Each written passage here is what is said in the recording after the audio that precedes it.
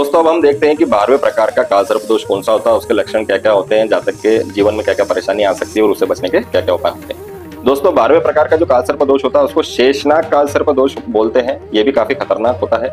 ये कुंडली में जब 12वें भाव में राहु होता है और छठे में केतु ग्रह आ जाता है तो फिर ये वाला कालसर्प दोष बनता है। शेषनाग कालसर्प दोष के कारण लोगों की मनोकामनाएं पूर्ण होती है, लेकिन काफी मेहनत करने के बाद में उनकी मनोकामनाएं पूर्ण होती है। इस दोष की उपस्थिति में जातक को अपने आय से अधिक खर्चा करना पड़ सकता है। यही कारण है कि इनके पास में पैसा काफी कम बचता है और ये काफी ऋणी हो जाते हैं, काफी कर्जा इनके ऊपर हो सकता है। 42वें वर्ष के आयु के बाद जातक के जीवन में ऐसा समय आता है जब ये किसी प्रतिष्ठित स्थान पर पहुंच ही जाते हैं। हालांकि के कारण इनको काफी मेहनत करना पड़ती है और प्रतिबद्धता की इनकी आवश्यकता हमेशा बनी हुई रहती है। अब हम देखते हैं कि इसके जातक जो होते हैं उनके क्या क्या लक्षण होते हैं तथा कुंडली के अंदर ये जब दोष होता है और कुंडली में राहु और केतु के मध्य सभी ग्रह दाएं ओर आते हैं तो क्या लक्षण मिलते हैं, कुंडली के अंदर बाएं ओर आते हैं तो क्या कठिनाई इनको सामना करना पड़ता है, इस अंक में हम देखते हैं। साथ ही इसके क्या उपाय हैं, इस अंक में हम जानते हैं।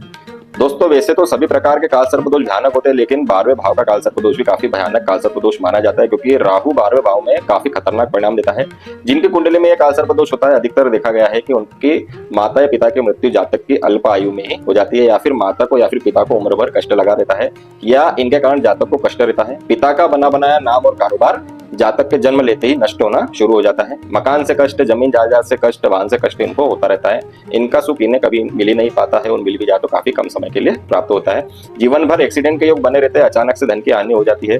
अस्पताल और कोर्ट कचहरी में धन और समय की हानि होती है। पैसा जोड़कर रख नहीं सकते, किसी भी जगह टिककर काम नहीं कर सकते, 1 साल या 2 साल में काम या कंपनी बदलते रहते हैं। घूमने फिरने के शौकीन होते हैं, पिता से काफी कम बनती है। ऑफिस में बॉस से या फिर कुलीग से भी नहीं बनती, लेकिन दार्शनिक किस्म के हो सकते हैं, समाज का भला करने की भी सोच सकते हैं। इनके दुश्मन खूब होते हैं लेकिन इनका कुछ बिगाड़ नहीं पाते। कुल मिलाकर फक्कड़ किस्म के मिजाज वाले होते हैं ऐसे जातक। इन्हें जीवन में काफी अपमान भी झेलना पड़ सकता है।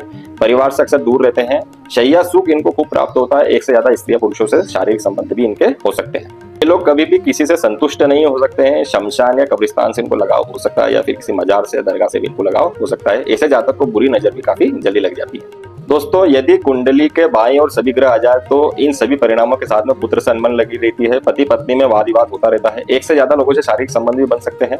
संसार की ओर मोह कम होता जाता है। ईश्वर में आसक्ति बढ़ती जाती है, लेकिन जीवन में स्थिरता नहीं होती है। परिवार का साथ इनको प्राप्त नहीं होता है। साहस में थोड़ी बहुत कमी भी देखने को मिल सकती है। दोस्तों यदि कुंडली में दाएं और सभी ग्रह हो तो इन परिणामों के अलावा काम का बोझ हमेशा बढ़ा हुआ रहता है। कोई ना कोई सी बीमारी लगी रहती है। समाज में मान सम्मान प्राप्त नहीं होता है। सेविंग अमाउंट हमेशा कमी रहता है। साहस में कमी रहती है। भाई बहनों का साथ प्राप्त नहीं होता है। पिता और बॉस से हमेशा अनबन ही लगी रहती है।